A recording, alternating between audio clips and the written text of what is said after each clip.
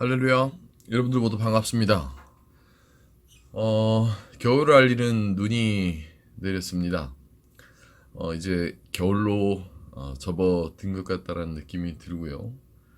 또 겨울의 시작과 동시에 한 해의 마감이 되어지고 있구나, 이런 생각들을 하게끔 되는 것 같습니다. 한 해가 그냥 코로나로 송두리째 시간이 어떻게 갔는지 또 무엇을 했는지 모를 정도로 그런 많은 복잡함 속에서 한 해가 저물어 가고 있는데요. 여러분들 이런 상황 가운데에서도 여러분들의 믿음과 여러분들의 하나님을 향한 온전한 마음이 하나님 보실 때에 합당할 수 있길 간절히 소망합니다. 더불어 이제 얼마 남지 않은 한 2주여 시간 남았는데 성탄절과 또 송구영신 예배, 또 그 의미를 넘어선 한 해의 마감이 하나님과 함께 할 수 있길 간절히 소망합니다. 교회 소식 전해드리도록 하겠습니다. 교회 소식을 좀 전할 것들이 있는데요. 첫 번째는 코로나에 관한 항상 빠질 수 없는 소식인데 12월 18일부터 1월 2일까지 사적 모임 4인 이상 금지가 되어지는 사회적 거리두기가 시작이 되어졌죠. 코로나 확진자들이 이제는 우리가 염두했던 수치를 훨씬 넘어서 버려서 이 겨울철 이 아주 추운 날씨와 더불어서 마구 확장이 되어지고 있는데 제가 누차 말씀드리지만 더 각별히 조심하시고 유의하실 수 있길 바랍니다.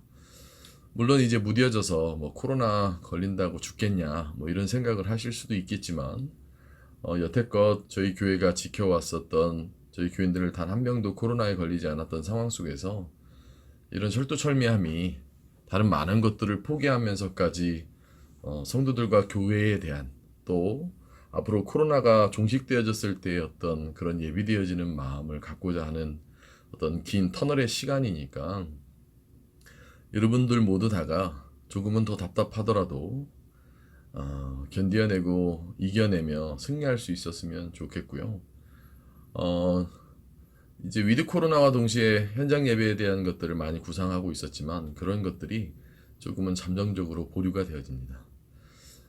참 의미 있는 한 해의 마감이 되어질 것 같습니다. 물론 부정적으로 생각하면 끝이 없이 참 이게 무슨 시기냐 하겠지만, 그런 어려운 상황 가운데서도 우리가 바라봐야 될 것은 하나님의 큰 영광과 은혜일 줄로 믿고, 여러분들 모두 다가 이 사회적 거리 두기에 대해서 적극적으로 좀 동참해 주시고, 백신 3차 접종 이런 것들도 여러분들 잘 지혜롭게 생각하셔서 백신을 맞는 게 낫냐 안 맞는 게 낫냐 이런 것에 대한 많은 염려와 걱정이 있으실 건데, 그것은 스스로에 관한 어떤 선택이며 어떤 자기 신뢰에 대한 어떤 영역인 것 같으니, 여러분들 모두 다가 이 코로나로 인해 벌어지는 이 연말의 상황 속에서 좀 잘 극복하고 승리할 수 있으면 좋겠습니다. 어찌됐든 사적 모임 4인 이상 금지가 되어지고 또 사회적 거리두기가 다시 연말에 이렇게 시작이 되어지니 좀 각별히 주의하시고요. 또 주변에도 코로나 확진자들이 점점 더 많아지는 것 같습니다. 이럴 때일수록 또 조심해서 끝까지 잘 견뎌내고 승리할 수 있으면 좋겠습니다. 그 다음 이제 다가오는 25일 날, 25일은 성탄절이죠. 25일이 토요일인데요. 토요일은 아침 11시에 온라인 예배로 이렇게 성탄절 예배로 드려질 예정이고요. 특별히 저희가 모임을 하지 못하니까 원래 이렇게 성탄절 전날 전야제도 하고 이랬는데 그 전야제 자체가 좀 지금의 상황에서는 어쩔 수 없는 상황이다 보니 여러분들 좀 양해해 주시고 토요일 오전 11시에 성탄절 예배가 있을 것이고요. 26일 날은 주일 예배가 또 온라인 예배로 진행되어질 겁니다. 성탄절이 이렇게 항상 주말로 이렇게 겹쳐지다 보면 항상 이렇게 행사가 많기 마련인데, 기억하실 것은 25일 날 토요일 날은 오전 11시에 성탄절 예배가 온라인으로, 또 그 다음 날인 26일 날도 이제 온전한 원래 주일 예배로 진행이 되어진다는 것 여러분들 기억하시기 바랍니다. 그 다음에 이제 교회 예배에 관한 소식인데요. 지금 현재는 온라인 모임으로 모든 것이 되어지고 있고 청년회만 지금 오프라인 모임을 하고 있는데 이것 또한 제가 조금 염려스러운 부분이 있지만 모임 인원이 저희가 많지가 않다 보니 좀 고민 중에 있긴 하나 어찌됐든 그것은 제가 청년회에 따로 공지하도록 하겠고 조금 변동되어지는 것이 있는데 이제 다음 주부터는 주일학교 예배가 아침 10시, 그 다음에 중고등부 예배가 오후 1시 30분, 대예배가 11시, 그 다음에 이남여전도의 모임이 오후 2시, 그리고 청년의 모임이 오후 5시로 되어져 있습니다. 바뀌어진 건 주일학교 예배가 이제 아침 10시로 되어지고요. 중고등부 예배가 오후 1시 30분, 모두 다 온라인으로 진행이 되어집니다. 온라인 어떤 참여도나 어떤 상황을 봐서 또 사회적 거리두기 단계의 어떤 상황을 봐서 이제 오프라인으로 변경을 할 거고요. 오프라인으로 변경을 하는 것에 대한 준비는 다 되어져 있으니까 여러분들 참고하시면 될 것 같고 왜 주일학교 예배와 중고등부 예배를 이렇게 나눴냐면 이제 주일학교에서 건우가 이제 내년이면 중학생이 되어지기 때문에 건우가 이제 중고등부로 편입이 되어져서 이제 우리 중고등부에 해당이 되어지는 친구들은 따로 오후 1시 30분에 이렇게 모임을 하고요. 주일학교는 아침 10시에 모임을 한다는 거 여러분들 참고해 주시면 감사하겠습니다. 일단은 모든 예배와 모임은 온라인으로 진행되어지고요. 청년의 예배에 대한 것은 제가 조금 더 신중하게 생각해서 온라인으로 할지 오프라인으로 할지 결정하도록 하겠습니다. 물론 좀 먼 이야기이긴 한데 이제 다음 주 26일 이후에 31일과 이제 22년도 1월 2일이 되어지는 그 시기에 대한 공지는 제가 26일 날 또 이렇게 공지하도록 하겠습니다. 아무쪼록 코로나로 물들어 버린 한 해가 이제 마무리가 되어지고 있는데 이 교회 소식에 여러분들 잘 숙지하시고 또 그 교회의 정한 바를 잘 여러분들 따라 주셔서 교회가 이제 코로나가 끝날 시기를 준비하는 어떤 그런 과정을 우리가 같이 갖고 나갈 수 있으면 좋겠습니다. 그러면 오늘 말씀 같이 보도록 하겠습니다. 오늘 말씀은 이어서 마태복음 9장 32절부터 38절까지의 말씀입니다.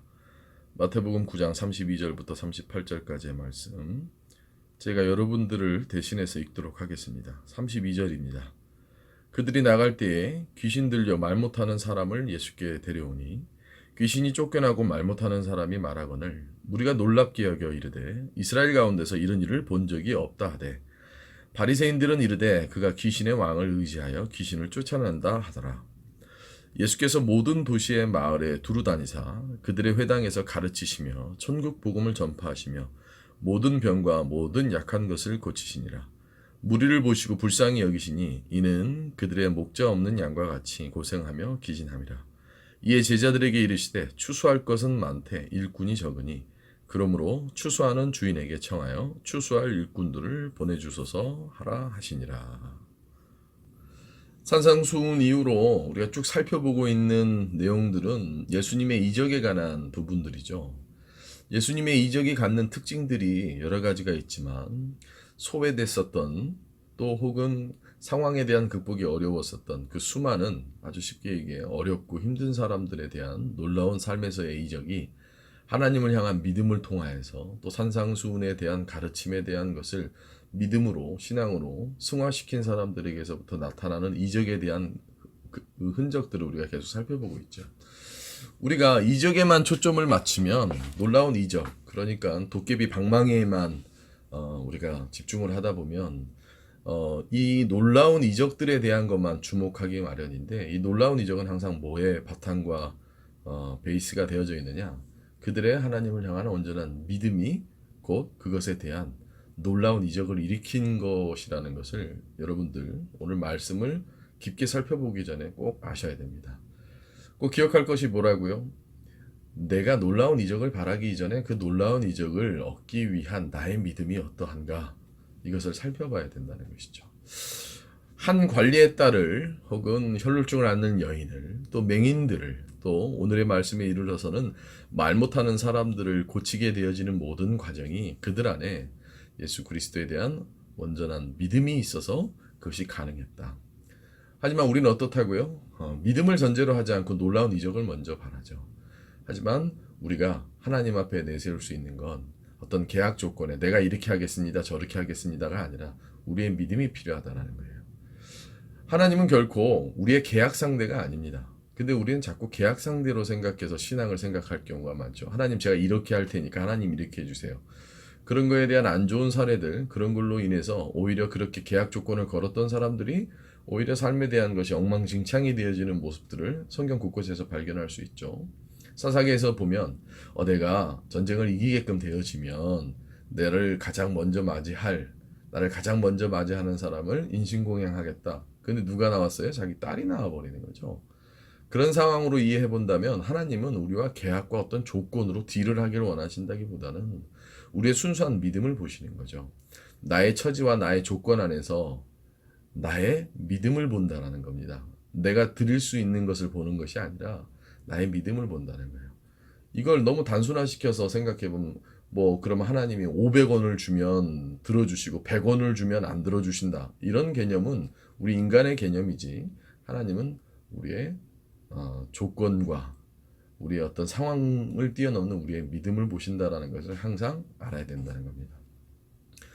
이적을 쉽게 얘기해서 이적을 일으키는 대상이 됐었던 사람들의 상황을 보세요. 어디 하나 발붙일 수가 없고 어디 하나 무언가를 얻을 수 없는 상황 가운데서 그들은 간절한 믿음이 있었을 때 그것이 가능했던 것이죠. 누구를 향한 믿음? 병이 낫고자만 하는 믿음을 넘어선 하나님을 향한 믿음, 그리고 그 하나님이 나를 낫게 해주시고 그 하나님이 나를 일으켜 주실 것이라는 그 확신, 그 가운데서 이 놀라운 이적들이 계속 이어져 가고 있다는 것을 잃어버려서는 안 됩니다. 우리가 설교를 들을 때 그 본문 말씀에 대한 내용을 중심으로 해서 그 내용 중심으로 해서 우리가 이해해 볼 수 있는 것들도 있지만 그 내용의 전후반부에 통틀어서 통전적으로 이해해 볼 수 있는 것이 있다면 제가 앞서 말한 부분이 바로 그런 부분들이라는 겁니다. 그러니까 꼭 제가 앞서 말한 것들을 여러분들 잊어버려서는 안 되는 겁니다. 그럼 오늘 본문 말씀으로 좀 깊게 들어가 봅시다. 지난 시간에는 맹인을 낫게 했는데요. 오늘은 말 못하는 사람을 고치십니다. 근데 우리가 그냥 말 못하는 사람을 고치고 그 다음에 이제 맹인들을 고쳤다라는 어떤 이적적인 것만 집중할 게 아니라 이 말 못하는 사람을 고쳤을 때 이 말 못하는 사람에 대한 게 무엇인지를 한번 생각해 봐야 돼요. 즉 벙어리가 되어지는 것이죠. 근데 여러분들 그거 아십니까? 벙어리는 후천적인 게 있고 선천적인 것이 있어요. 선천적인 사람들은 태어나서 듣지를 못하니까 그 듣는 것이 없어서 말을 못하는 경우가 생기고요. 후천적인 사람들은 말을 할 수는 있는데 이제 어느 순간 귀가 안 들려서 그 사람이 뭘 얘기하는지를 몰라서 그거에 대한 답변을 제대로 하지 못해서 말을 못하는 경우가 따로 생기죠. 그래서 요즘 같은 경우에야 이제 보청기가 있으니까 보청기로 하죠. 근데 이제 예를 들어서 태어났을 때부터 귀가 안 들린다고 하면 그래서 태어날 때부터 귀가 안 들리는 어린 친구들을 보면 어렸을 때부터 보청기를 듣게끔 해서 자꾸 그 들리는 음성들을 들리게 한 다음에 그것의 발음을 할 수 있게끔 만드는 치료법들을 많이 하죠. 근데 이 시대 당시만 하더라도 그런 게 없습니다. 그러니까 말을 못하는 사람은 두 가지가 나뉘는 거예요. 첫 번째는 처음부터 아예 듣지를 못했던 거예요. 그리고 두 번째는 예전엔 들었으나 이제 듣는 것을 알지 못하니까 내가 그 들은 것을 대답해야 되는 그 대답의 기능이 없는 거예요. 그냥 이런 거죠. 나 밥 줘 라고 했는데 내가 귀가 안 들리면 저 사람이 나한테 밥을 달라고 한다라는 것을 이해하지 못하니까 엉뚱한 대답을 하거나 무엇을 대답해야 될지 모르다 보니까 말을 못하게 되어지는 거죠. 근데 이 말 못하는 사람을 고쳤다라는 것은 어떤 의미로 보면 또 다른 어떤 영적인 의미가 있는 겁니다. 자, 처음 얘기했었던 태어날 때부터 못 들었던 사람들. 그러니까 이건 하나님의 말씀을 듣지 못하는 혹은 주님의 말씀을 듣지 못했던 선천적인 사람들. 근데 그 사람들 또한 이 이적을 일으켜 주님의 말씀을 듣게 하고 하나님의 말씀을 경청할 수 있게끔 하는 그 기능의 이적을 일으킨 겁니다. 그러니까 단순하게 생물학적인 나음, 귀의 생물학적인 기능을 다시 재현시키고 다시 재생시키는 것을 뛰어넘는 사실 이 생물학적인 이적의 결과는 하나님의 말씀을 들을 수 있게끔 돼야 된다는 거죠. 그 말의 뜻은 어떤 의미입니까? 처음부터 하나님의 말씀이 안 듣는 사람들이 있는 거예요. 근데 그 말씀을 듣게끔 해주시고자 이 놀라운 하나님의 이적이 큰 하나님의 경륜 가운데서 이뤄졌다고 볼 수도 있다라는 것이죠. 내가 한 번도 들어본 적이 없어요. 내가 한 번도 하나님에 대한 것을 알아본 적이 없습니다. 그런 사람들은 결국은 말씀에도 귀 있는 자는 들을지어다 할 때에 하나님의 말씀에 대한 들어본 경험이 없다면 들어야 함을 얘기할 수가 있다는 것이죠. 두 번째로는 어떤 사람들입니까? 예전에는 들었었어요. 근데 그 듣는 것을 알아듣지 못하니 말을 못하는 경우. 하나님의 말씀을 들은 적은 있었으나 하나님의 말씀이 옳다라고는 믿으나 그것에 대한 대답과 대응과 행동으로 이어나오지 않은 그런 영적 무지한 사람들을 이 듣지 못하는 소경들에 대한 것들을 혹은 벙어리들 혹은 귀가 멀은 사람들에게 낫게끔 해준다는 그런 의미가 되어지겠죠. 전자가 됐건 후자가 됐건 하나님의 말씀을 잘 들을 수 있게끔 되어져야 함이 이 이적의 근간이 되어진 겁니다. 그러니까 한번 이렇게 병남을 받았다고 한들 하나님의 말씀을 못 듣는다면 영적으로 귀먼자가 되어져 버리는 것이죠. 근데 이 육적인 병을 낫게끔 해주는 것에 대한 이유는 무엇이 그 안에 의미로 담겨져 있습니까? 바로 하나님의 말씀을 들을 수 있게끔 하는 하나님의 나라에 대한 놀라운 이적이죠. 하나님의 이적은 결과적으로는 하나님의 나라를 위한 하나님의 온전한 인간으로서의 창조주 하나님을 믿을 수 있는 그 믿음에 관한 다다름이 되어질 수 있게끔 이적을 일으키시지, 내가 단순하게 이적을 원한다고 해서 그 이적의 대상자가 되어져서 쉽게 얘기해서 그 대상자가 되어져서 하나님과 멀어질 것 같다면 그 이적은 있으니만 못한 경우가 되어버린 거예요. 그래서 놀라운 하나님의 기적과 같은 이적의 모든 근간은 뭐냐면 그 이적을 통하여서 하나님을 더욱더 가까이 하라는 의미를 갖고 있는 거예요. 하지만 많은 사람들이 하나님의 놀라운 체험과 이적을 하고 나서 하나님과 멀어지는 경우가 더러 있습니다. 그것은 어떻게 보면 더 불행한 일 아닙니까? 내가 행복해지기 위해 하나님 앞에 돈을 많이 벌기를 원하는데 그 돈이 오히려 하나님과 멀어져 버리게 되어지고 행복해지지 않는다면 그것은 오히려 복이 아니라 저주가 되어질 수 있는 것이죠. 그러니까 말 못하는 사람들, 귀가 안 들리는 사람들에 대한 이 말씀에 대한 깊은 영적 주의는 그런 의미를 함께 내포하고 있는 그런 아주 중요한 내용이 이 안에 담겨져 있다는 겁니다. 결국 아주 간단하게 예수님께서 말 못하는 사람들, 즉 귀가 들리지 않는 사람들, 그것이 어떤 이유가 되었던지 간에 귀를 열리게 해줬었던 예수님의 근본적인 이유는 뭐겠습니까? 나 이런 능력 가지고 있어. 이걸 보여주기 위한 겁니까? 아니죠. 귀가 열린다는 것, 육신의 귀가 열린다라는 모든 의미는 영적 귀까지 열려야 됨을 얘기하고 있는 겁니다. 단순하게 생물학적인 혹은 우리의 원하는 바를 이루기 위해 예수님이 있는 것이 아니라 우리의 원하는 바일지언정 그것은 사실 하나님의 영광을 위한 것이 되어져야 된다는 것이죠. 그래서 주님께서 뭐라고 합니까? 귀가 있으면 뭐 할 것이고 손이 있으면 뭐 할 것이냐. 다 피조물 된 우리로서는 그것을 주신 이가 어떤 목적과 이유를 위해 주신 것인데 그것에 대한 부합하는 피조물로서의 창조주에 대한 의미를 발견하지 못한다면 우리 신앙은 엉망진창이 되어지겠죠. 우리에게 입을 주신 이유는 아름다운 소리를 내기 위한 것이지 우리에게 입을 주신 건 거친 입담과 그 입으로서 죄를 지라고 준 것이 아니잖아요. 아주 간단한 겁니다. 우리에게 주신 모든 것들은 그걸로 하여금 죄에 빠져 죄를 지으라는 것이 아니라 우리에게 주신 모든 것들은 그것으로 하여금 하나님께 영광을 돌리라는 것이 되어진다는 것이죠. 여러분들에게 주어진 좋은 것이 됐건 나쁜 것이 되어졌건 여러분들이 판단할 때 그것은 모두 다 하나님의 영광을 돌리는 도구가 되어져야 함을 이 말씀이 의미하고 있는 것입니다.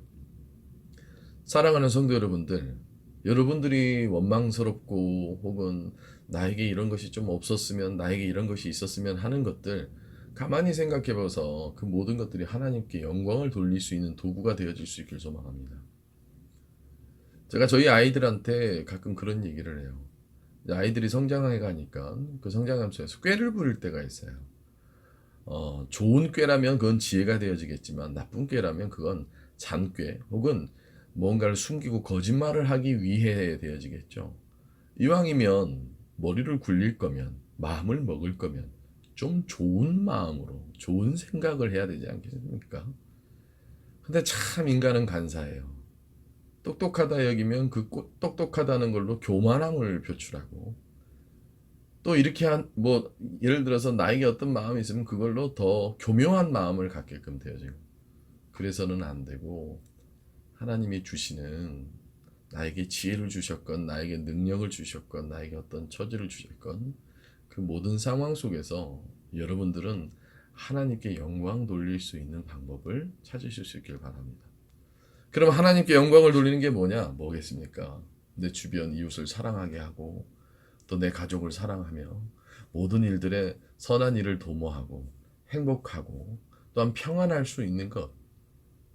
우리에게 모두 다가 평안하게끔 할 수 있는 그런 모습이 주님께서 원하시는 것은 아니겠습니까? 여러분들이 누군가에게 평안을 줄 수 있는 사람이라면 편안한 마음을 전해줄 수 있는 사람이라면 바로 그것이 하나님의 뜻이 되어질 수가 있다는 것이죠. 그러니 32절부터 나온 이 33절, 32절부터 33절까지에 대한 첫 번째 중요한 내용은 바로 무엇이냐?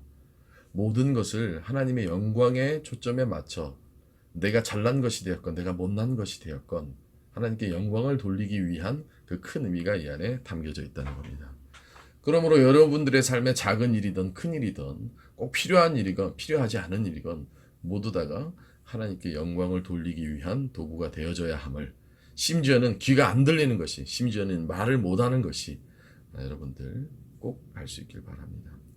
또 더불어서 보면 맹인은 앞이 안 보이는 거고 말 못하는 사람들은 말을 못하고 귀가 안 들리는 것이잖아요. 이 영적 무지함에서 깨어나야 함을 주님께서는 우리에게 얘기하시는 겁니다. 육적인 장애는 아무것도 의미가 없다는 겁니다. 오히려 영적으로 눈을 못 뜨는 사람들, 영적으로 말 못하는 사람들, 영적으로 듣지 못하는 사람들이 우리 신앙 안에서는 더 문제가 되어짐을 나타내고 있기도 하다는 것이죠. 두 번째 이 말씀 가운데서 우리가 주목해야 될 건 34절입니다. 제가 읽어보겠습니다. 바리새인들은 이르되 그가 귀신의 왕을 의지하여 귀신을 쫓아낸다 하더라. 참 재미있죠. 하나님을 제대로 믿는다라고 의기양양하는 바리새인들은 이게 하나님의 역사인지 귀신의 역사인지 구분을 못하는 거예요. 제가 앞서 말했었던 하나님의 영광을 위한 것 그리고 그 하나님의 영광을 위한 것이 자기네들 생각할 때는 착각을 하는 거예요. 나를 위한 것이 하나님의 영광을 위한 것이라고 여겨버리는 그 오류 그것을 바로잡아야 함을 지금 예수님께서는 얘기하고 있는 겁니다. 바리새인들은 귀신을 쫓아내는 것이 귀신에 의해서 쫓아내는 거라고 생각을 하는 것이죠. 아니죠. 주님께서는 복음을 선포하실 때 억눌린 자, 가난한 자, 마음이 갸냘픈 자, 마음에 궁핍함이 있는 자에게 자유함을 주시기 위해 오셨다라는 어떤 그런 사명적인 이유가 있음에도 불구하고 이 모든 하나님의 영광을 위하고자 하는 어떤 그런 마음들로부터 이탈되어져 버린 생각을 갖고 있는 것이죠. 그러니까 자기네들이 이해가 안 되는 거면 이건 귀신이 한 거라고 얘기를 하고 있는 거예요. 귀신이 왜 그 힘든 사람들을 낫게 하겠습니까? 그 힘듦으로 더 찌들고 억눌리고 괴롭고 힘들게 만들어야 되는 것이 귀신의 역할 아닙니까? 오히려 그 어려움 속에서 자유함을 더 힘듦 속에서 더 쾌활함을 주는데 사람들은 하나님의 역사와 귀신의 역사를 잘 구분하지 못하는 거예요. 갑자기 내가 부자가 된다. 그게 하나님의 역사인지 귀신의 역사인지 그러니까 하나님의 역사와 사단의 역사를 잘 구분할 줄 알아야 된다는 거예요. 내가 만약 이건 아주 단순합니다. 내가 만약 하나님과 더욱더 나는 좋으나 그것이 내가 좋은 것이 하나님과 자꾸 멀어지게끔 한다면 그건 하나님의 역사가 아니죠. 근데 허나 내가 지금은 괴로워 근데 하나님과 더욱더 가까워질 수 있다면 그것이 하나님의 역사인 것이죠. 이적이 무엇이라고 생각합니까? 나 좋으라고 되어지는 것이 이적이라고 생각합니까? 아니면 내가 하나님과 더욱더 가까워질 수 있게끔 만들어지는 계기가 이적이라고 생각하십니까? 만약 전자라면 그건 내 욕심이죠. 내가 원하는 것을 이루는 것이 이적이 아니라 하나님께 우리가 더욱더 다가갈 수 있고 하나님과 더욱더 가까워질 수 있는 삶의 계기라면 저는 그것이 더 놀라운 이적이라고 보는 거예요. 갑자기 금은보화가 나오고 갑자기 내가 부유해지고 갑자기 내 건강이 회복되어지는 것, 그것만이 이적이 아니라 그 안에 담겨져 있는 깊은 하나님의 요구하시는 바는 그걸로 하여금 하나님께 영광을 돌릴 수 있는 것이 되어져야 된다는 겁니다.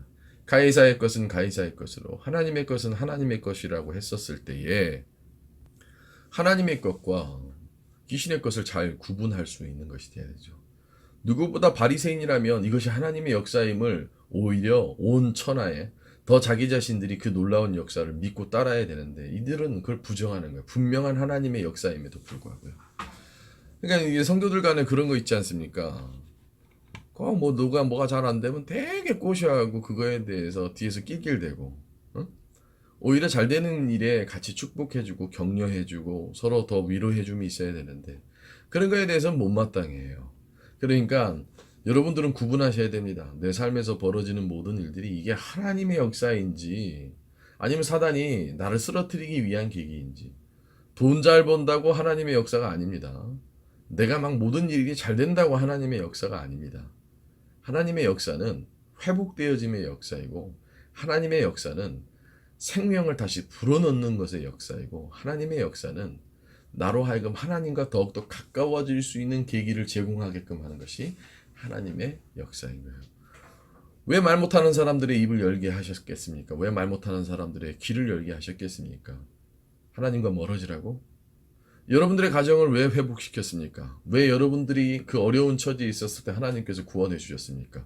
하나님과 멀어지라고? 아니겠지요. 내가 만약 그걸 제대로 인지하고 있지 못한다면 난 하나님의 것과 세상의 것, 사단의 것을 잘 구분하지 못하는 거예요. 여러분들의 가정을 회복시켰다면, 여러분들의 영적인 고뇌와 괴로움을 자유케 했다면, 여러분들은 그것 가운데서 더 놀라운 하나님의 뜻을 발견할 수 있고 하나님의 것을 알아야 되는 것 아니겠습니까? 하지만 인간은 어떻습니까? 아쉬울 때만 찾죠. 급할 때만 찾게 되어지고 하나님에 대한 것은 그렇게 여겨져 버림이 있지 않습니까? 그래요. 그럴 수 있다라고 가정해 봅시다. 근데 그런 것이 한 번, 두 번, 세 번이 되어지다 보면 하나님 앞에 염치 없는 인간이 되지 않겠습니까? 내가 하나님을 잘 안다면 여러분들은 여러분들의 부모를 내가 속일 수 있다고 한들 그 부모를 속여서 계속 속일 수 있다고 해서 계속 속이면 그것이 좋은 것이 되겠습니까? 설령 우리 부모가 아둔하고 우리 부모가 미련할지라도 나는 그 부모를 속이면 안 되는 것이죠. 하나님과 동일합니다.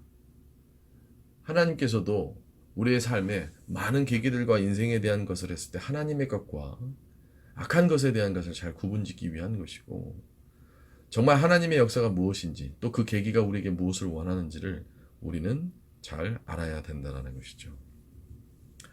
마지막 세 번째로는 37절과 38절입니다. 제가 읽어보겠습니다. 이에 제자들에게 이르시되 추수할 것은 많되 일꾼이 적으니 그러므로 추수하는 주인에게 청하여 추수할 일꾼들을 보내주소서 하라.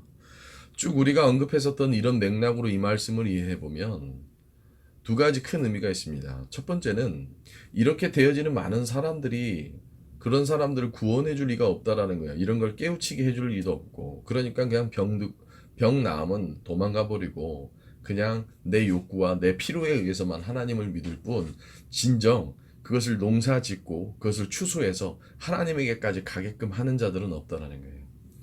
여러분들이 정말 예수를 믿는 사람들이라면 여러분들은 추수하는 사람이 돼야 되는 거예요. 가꾸는 사람이 돼야 되고요. 그것을 거둬들이는 이가 돼야 되고요. 그렇게 거둬들여서 하나님께 영광 돌릴 수 있는 사람이 돼야 되는 것이죠.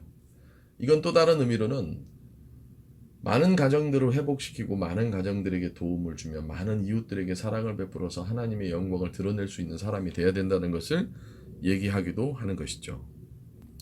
그러니까 추수할 것이 많다라는 건 이에 해당되어지는 많은 하나님 앞에 제대로 지금 하나님 앞에 다가가야 될 사람이 많은데 그것을 깨우쳐 줄 리가 없다라는 것을 얘기하기도 하는 거예요.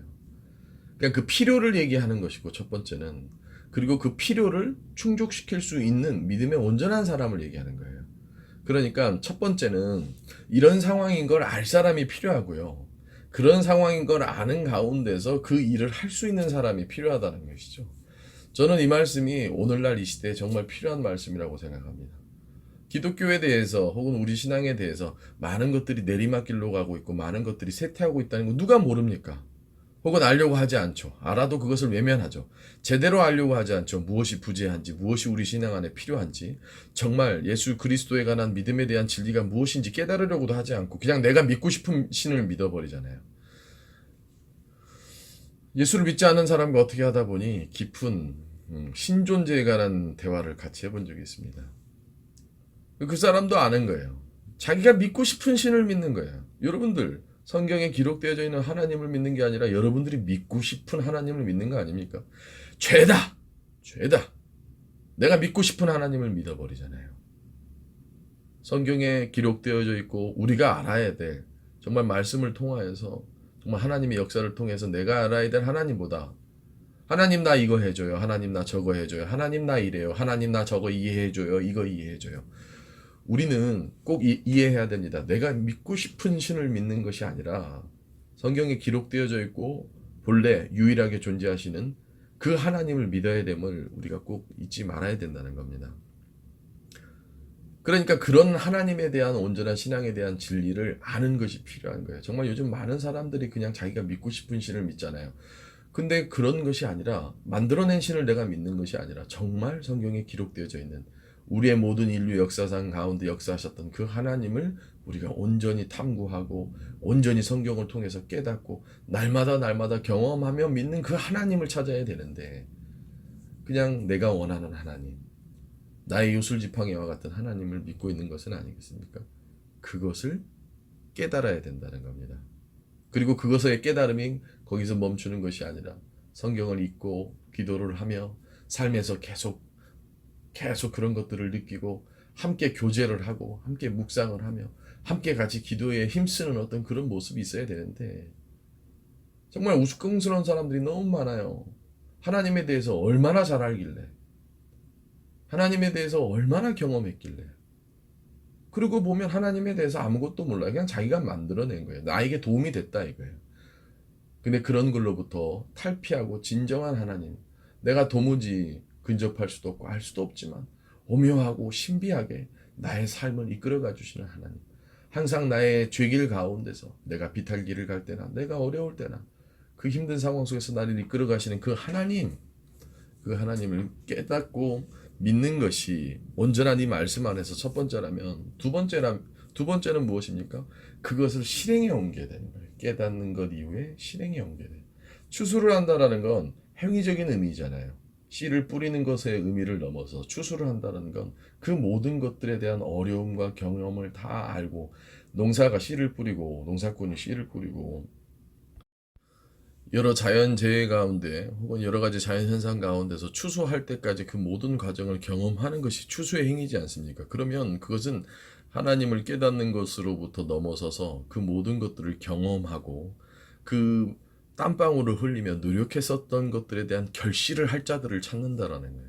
그러니까 머리로만 아는 사람이 아니라 정말 고군분투하며 하나님을 삶에서 느껴보고 경험해보고 부셔져 보기도 하고 또 혹은 풍년만 있는 것은 아니지 않습니까? 흉년도 있고 혹은 어떤 곡식들을 어떤 공충들이 막 파먹기도 하고 그런 모든 것들을 견뎌내며 이겨내는 자가 필요하다는 걸 얘기하는 거죠.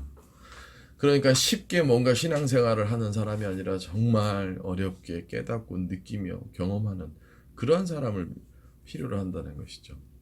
이건 매우 간단하게 이해가 되어집니다. 여러분들이 농사를 짓는다고 생각해 보면 공감이 될 거예요.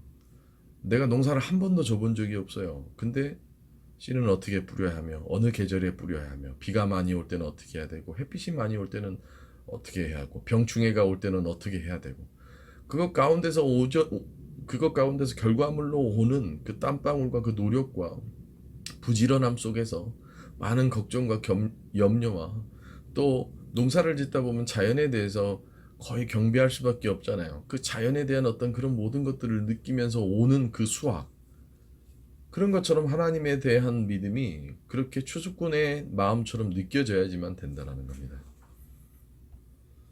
그러므로 지금 예수님께서 말 못하는 사람을 고치시는 이 모든 산상수훈으로부터 이 모든 실행까지 이어짐이 사실 또 다른 추수꾼의 모습을 보여주고 있는 것이죠. 주님께서 가르쳐 주시고 깨닫게 해주시고 그 가운데서 실행으로 옮기시고 그 가운데서 민감하게 반응하시고 그 가운데서 하나님의 역사를 이끌어냄까지 바로 주님의 역할을 또다시 재현할 수 있는 사람을 찾는다라는 겁니다. 사랑하는 성도 여러분들, 우리의 신앙생활이 코로나로 인하여서 많은 것들이 염려가 되어지고 또한 많은 생각들이 들어지고 많은 경험들을 하게 되어지고 그 가운데서 오늘 말씀이 여러분들에게 어떤 의미로 다가오는지를 꼭 기억하실 수 있길 소망합니다.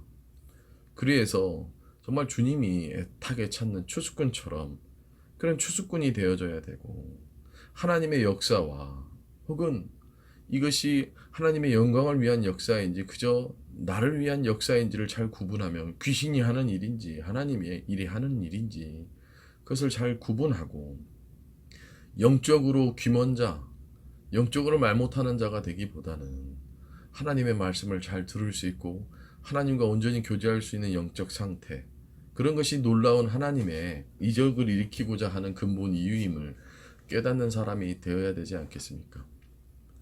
한 해가 저물어 갑니다. 이 저물어 가는 한 해 가운데 이 말씀이 여러분들에게 큰 올 한 해 마감에 대한 은혜, 또한 새롭게 열리는 새해에 대한 은혜로 이루어질 수 있길 간절히 소망합니다. 기도하겠습니다. 하나님, 말 못하는 이에 그 병을 낫게 해주실 때 그 주님의 뜻과 주님의 의미를 온전히 깨달으며 살게 허락하여 주시옵소서.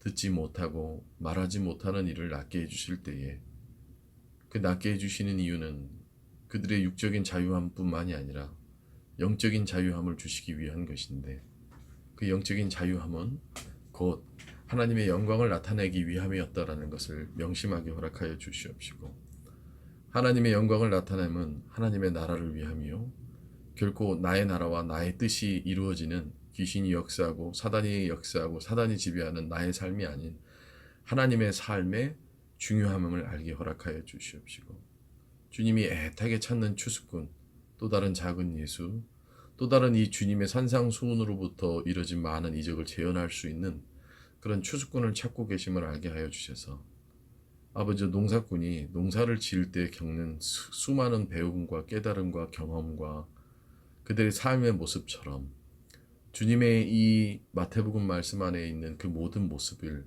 다시 한번 우리가 재현하며 하나님의 말씀을 깊게 깨닫고 또한 하나님의 말씀 가운데서 또 깊은 삶에 대한 실천력이 있는 그런 귀한 성도들 되게 허락하여 주시옵소서. 한 해가 저물어 갑니다. 이 저물어 가는 한 해, 새롭게 시작되어진 한 해, 하나님께서 인도하여 주시옵시고 이 말씀과 함께하게 하여 주시옵소서. 살아계신 예수님의 이름으로 기도드립니다. 독수리 날개쳐 올라가 나 주님과 함께 일어나 걸으리 주를 사랑하네 주를 사랑하네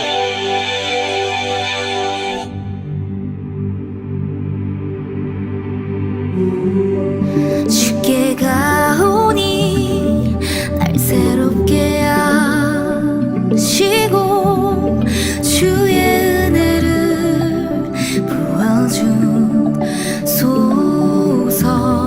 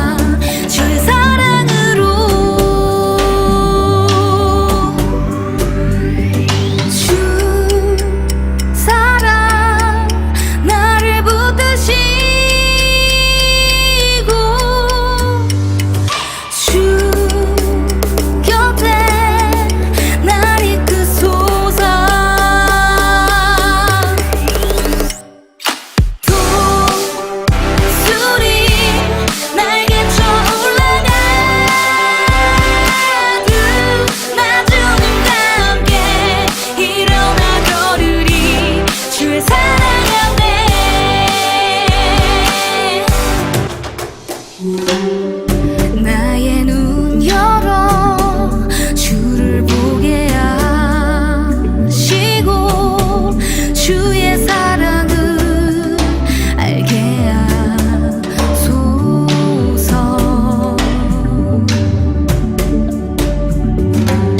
매일 나의 삶에 주 뜻 이루어지도록 새롭게 하소서. 주의 사랑으로 주 사랑 나를 붙드시고 주 곁에 날 이끄소서.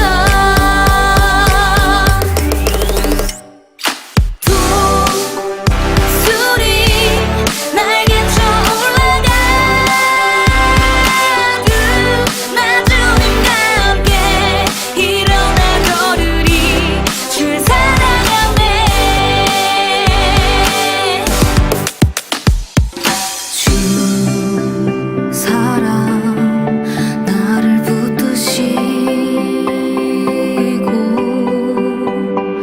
주 곁에 날 이끄소서. 주 사랑 나를 붙드시고 주 곁에 날 이끄소서.